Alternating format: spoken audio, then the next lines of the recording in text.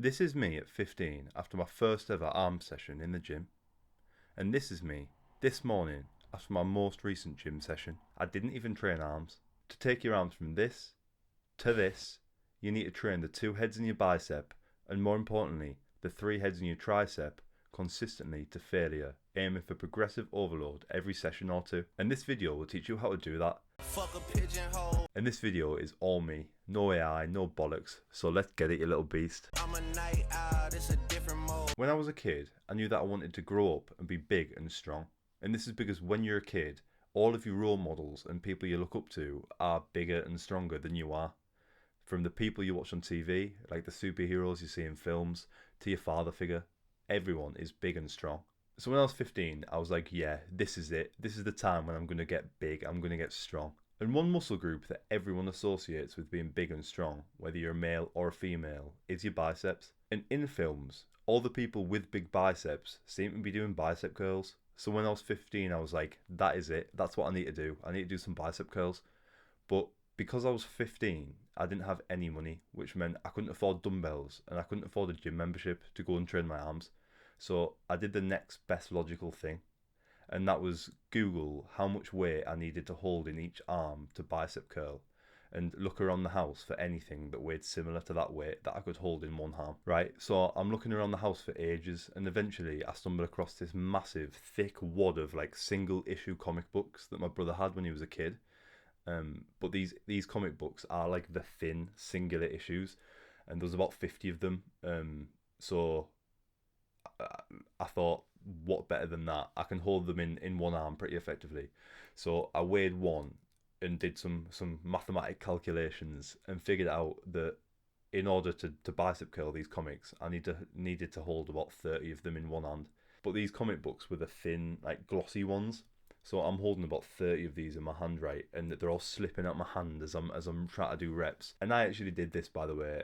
I did this for weeks, if not months, repping out these comic books every day to try and get big arms. It would probably take me about 2 minutes just to do 10 reps because they kept falling out my hands and shit. I'd have to pick all 30 of them up, get them in this solid thing again, start bicep curling, or they fall out my hand again.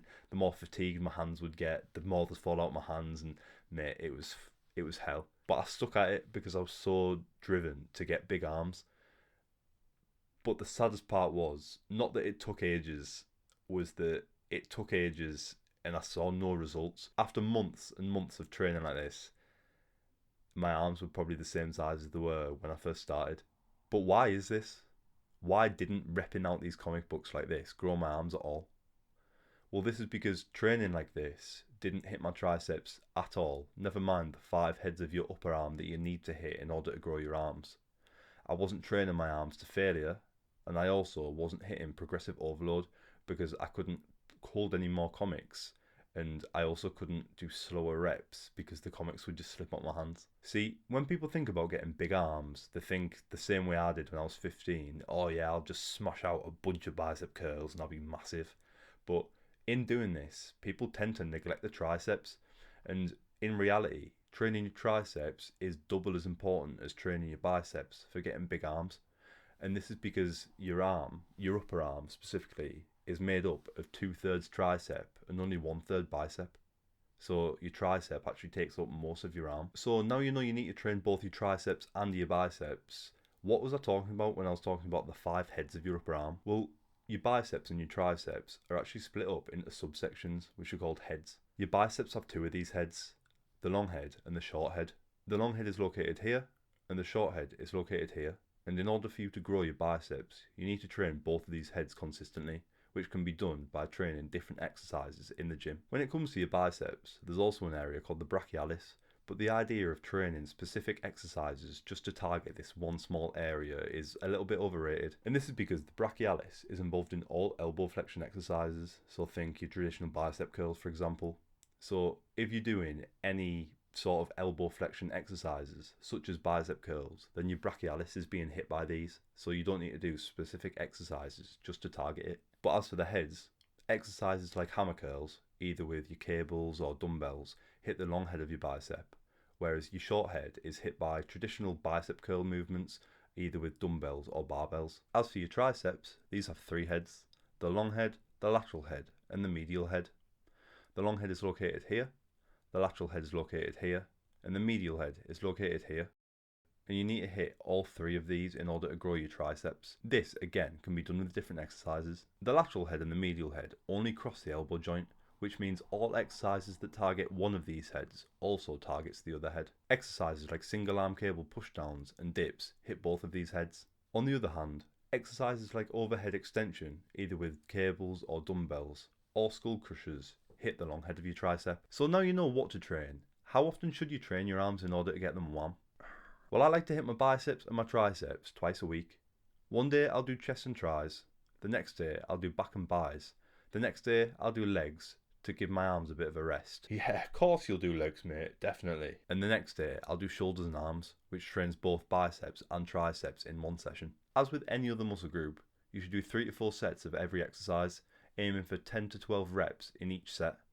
And on the 12th rep, you should be aiming for failure. This is where you really break the muscle fibers down so they can grow back stronger. Each rep, you need to perform a full range of motion and be mindful about the speed that you're performing it. A controlled explosion on the concentric motion, which is the shortening of the muscle, is important. This is because it maximizes motor unit recruitment, which is important for muscle growth. On the other hand, incorporating pauses at a specific point in each rep, such as the peak of a bicep curl, as well as performing a slow eccentric motion, which is the lengthening of the muscle, is also important. This is because it increases fatigue and the time your muscle is under tension, which stimulates muscle growth. You also need to train with progressive overload in mind. Your goal is to stimulate the muscle and train it to the point of fatigue. In order to progressively overload, I'd usually say that you need to aim to add weight every session or two, but seeing as all arm movements involve either dumbbells or cables, and it's borderline impossible to go up in weight every session using these, then I'd say that you need to aim for progressive overload in other ways. The way I do this is by creating 2 bicep plans and 2 tricep plans and alternating between these every session.